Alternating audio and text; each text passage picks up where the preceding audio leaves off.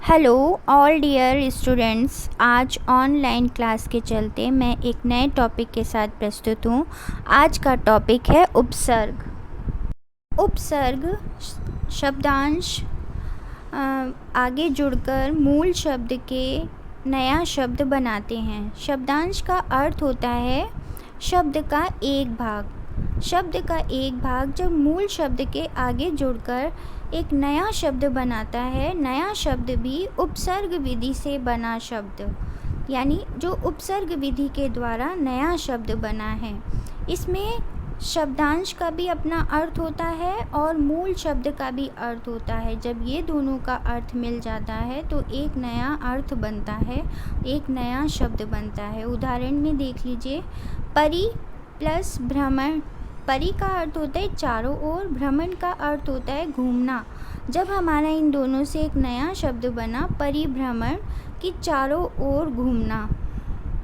प्रकार उपसर्ग की परिभाषा हुई कि जो शब्दांश मूल शब्द के आगे जुड़कर उसके अर्थ में परिवर्तन ला देते हैं वे उपसर्ग कहलाते हैं। एक बार और सुन लीजिए कि जो शब्दांश मूल शब्द के आगे जुड़कर उसके अर्थ में परिवर्तन ला देते हैं वे उपसर्ग कहलाते हैं। जैसे सबल। सबल का अर्थ होता है कि बहुत ज़्यादा ताकतवर। दुर्बल का अर्थ होता है कमज़ोर, और ये दोनों एक दूसरे के विलोम भी हैं। सफल। सफल यानी जो अपने कार्य में सफल है, सक्सेस है, और असफल जो फेल है। तो ये दोनों भी आपस में विलोम शब्द हैं। उपसर्ग की परिभाषा को समझते हुए आइए अब उपसर्ग के बारे में कुछ विशेष बातों को भी जानते हैं, समझते हैं, और इन्हें आप अवश्य याद रखिएगा कि ये आगे आपके काम भी आएंगी। कि प्रायः संस्कृत में 22 प्रकार के शब्दांश होते हैं, उपसर्ग होते हैं। हिंदी में 13 टाइप के होते हैं। उर्दू में 19 उपसर्ग हैं। फिर से सुन लीजिए कि प्राय संस्कृत में 22, हिंदी में 13 तथा उर्दू में 19 उपसर्ग हैं। और दूसरी सबसे खास जो विशेष बात है उपसर्ग की, वो ध्यान से सुनिए कि प्राय उपसर्ग विधि से बने हुए नए शब्द का अर्थ उपसर्ग के भावार्थ तथा मूल शब्द के अर्थ के आसपास होता है। अभी मैंने पीछे भी आपसे यही बात कही थी कि मूल शब्द का अर्थ और उपसर्ग का अर्थ, इन दोनों का अर्थ एक जो नया शब्द बनता है उसके आसपास ही रहता है। ये देखिए, समझिए कि अ प्लस सत्य। अ माने नहीं, सत्य माने सच। अ माने नहीं, नहीं सच यानी असत्य, कि जो सच नहीं है। अपकीर्ति, अप प्लस कीर्ति। अप माने होते हैं बुरा, लघुता। कीर्ति माने नाम, फेम। तो अब जब इन दोनों का अर्थ बनता है, इन दोनों का एक शब्द बनता है, तो बनता है अपकीर्ति यानी बदनामी। उपसर्ग की विशेषताओं को समझते हुए अब उपसर्ग के प्रयोग के बारे में भी कुछ जान लेते हैं। ये भी बहुत ही ख़ास बात है कि इनके प्रयोग 3 प्रकार के शब्द प्रकट होते हैं। जो नंबर 1 पर है विलोम शब्द, पर्यायवाची शब्द और नई विशेषता वाले शब्द। अब आप कहेंगे ये कैसे शब्द हैं, तो आइए समझते हैं इसको। विलोम शब्द, उपसर्ग के प्रयोग से विलोम शब्द भी बनाए जा सकते हैं। जैसे अभी हमने शुरू की, हमारी पिक्चर में था सबल, दुर्बल, और सफल, असफल, तो ये दोनों ही उपसर्ग थे। और अब देखिए आगमन। गमन माने जाना और आग माने आना, तो आगमन माने आगमन हुआ, आना हुआ। अपमान, मान का होता है कि आपका सम्मान, मान। अप माने नहीं, अपमान माने बेइज्जती। इस प्रकार गमन, आगमन। गमन का विलोम हो गया आगमन, मान का विलोम हो गया अपमान।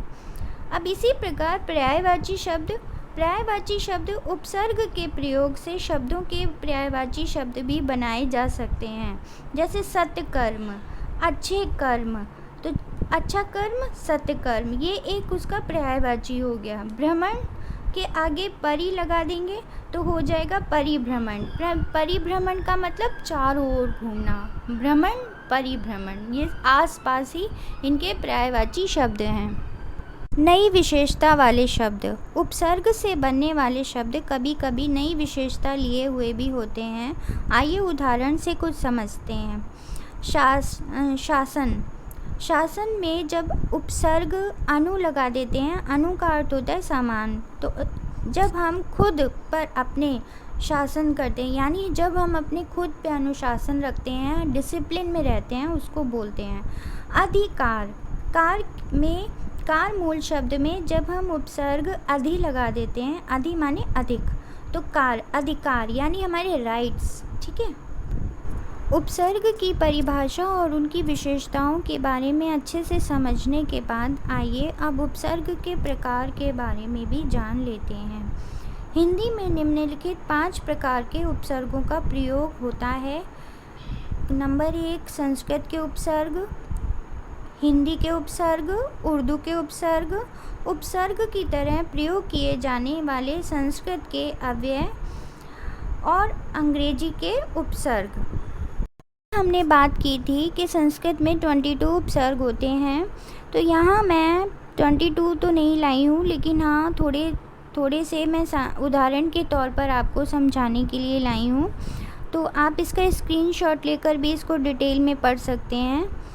तो सबसे पहले आ का अर्थ होता है नहीं, अभाव, और इसके जो नए शब्द बनते हैं वो हैं अज्ञान, अधर्म, अनीति, अबोध, अचल। इसी प्रकार अति मीन्स होता है अधिक, और इसमें नए शब्द बन जाते हैं मूल शब्द लगाकर, अत्यंत, अत्यधिक, अत्याचार। इस प्रकार अनु का अर्थ होता है समान, पीछे, तो उसमें ज लगा दिया, मूल शब्द तो बन गया अनुज, अनुकरण, अनुकंपा। इस प्रकार आप स्क्रीनशॉट लेकर इसको पढ़ सकते हैं। हिंदी के उपसर्ग 13 होते हैं। यहाँ पर कुछ उदाहरण के लिए मैं आपके सामने लाई हूँ। उपसर्ग का अपना अर्थ होता है तो अध, आधा। अब जब हम इसमें मूल शब्द खिला लगा देंगे तो अध खिला यानी आधा खिला। इसी प्रकार अन का अर्थ होता है अभाव। जब पढ़ मूल शब्द में अन लगा देंगे तो हो जाएगा अनपढ़ यानी बिना पढ़ा लिखा।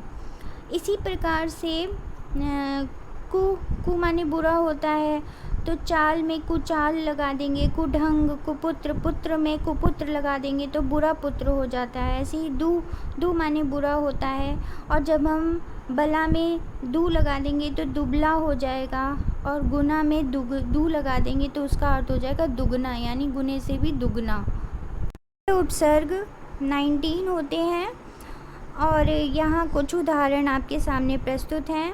तो उपसर्ग का अपना अर्थ होता है, इसमें भी उनका अपना अर्थ है।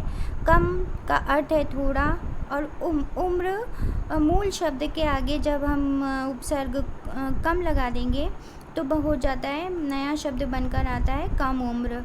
इसी तरीके से ला का अर्थ होता है अभाव। जब हम लापता में पता में लगा देंगे तो लापता माने खो गया। इसी तरीके से खुश माने अच्छा, खुशबू, खुशखबरी, खुशकिस्मत, ये शब्द बन जाते हैं। ऐसे ही सर माने मुख्य होता है तो सरकार, सरहद, सरदार। इसी तरीके से ब मतलब होता है अनुसार, के साथ में, तो बनाम, बदौलत, ये सारे शब्द बन जाते हैं। उपसर्ग की तरह प्रयोग किए जाने वाले संस्कृत के अव्यय। तो उपसर्ग अध माने नीचे, पतन माने गिरा हुआ, अध माने नीचे, नीचे गिरा हुआ। अधोगति यानी नीचे, गति माने होता है ज़्यादा तेज, और अधो माने नीचे, तो इसका मतलब हो गया आधी गति यानी गिर गया। इसी प्रकार अंतर माने अंदर, तो अंतरात्मा, आत्मा में जब अंतर लगा देंगे तो हमारी अंतरात्मा यानी हमारी अंदर की आवाज़। अंतर्राष्ट्रीय यानी सब पूरा अंतर्राष्ट्रीय। आलम माने पर्याप्त, अलंकार, कार में जब अलम लगा देंगे तो हो जाता है अलंकार। अलंकृत, अलंकृत कृत बनाया हुआ, और जब हम उसमें अलम उपसर्ग लगा देते हैं तो बन जाता है कि पर्याप्त मात्रा में बनाया हुआ, यानी खूबसूरत बनाया हुआ। अंग्रेजी के कुछ उपसर्ग भी हिंदी भाषा में प्रचलित होते हैं, कि जैसे ये सामने आपके प्रस्तुत हैं कि सब, इंस्पेक्टर के आगे सब लगा देते हैं तो ये एक उनकी पोजीशन नई बन जाती है। ऐसे ही कलेक्टर के आगे डिप्टी उपसर्ग लगा देते हैं तो ये एक पोजीशन बन जाती है। इसी तरह जनरल है, जनरल मैनेजर, मैनेजर के आगे जनरल लगा देते हैं तो एक न्यू पोजीशन बन जाती है। इसी तरीके से हाफ माने आधा, पैंट, पैंट में हाफ लगा देते हैं तो हाफ पैंट बन जाता है, हाफ शर्ट बन जाता है। ऐसे ही मास्टर के आगे हेड लगा देते हैं तो हेड मास्टर, हेड क्लर्क बन जाता है। ये सारे शब्द जो अंग्रेजी में प्रयुक्त होने वाले हिंदी भाषा में प्रचलित शब्द हैं। इसी प्रकार बच्चों, अभी तक हमने उपसर्ग के बारे में ये जाना समझा कि उपसर्ग का अपना अर्थ होता है और लेकिन उसका अलग से प्रयोग नहीं होता है। इस प्रकार जो मूल शब्द के आगे जुड़कर शब्द बनाते हैं उन्हें उपसर्ग कहते हैं।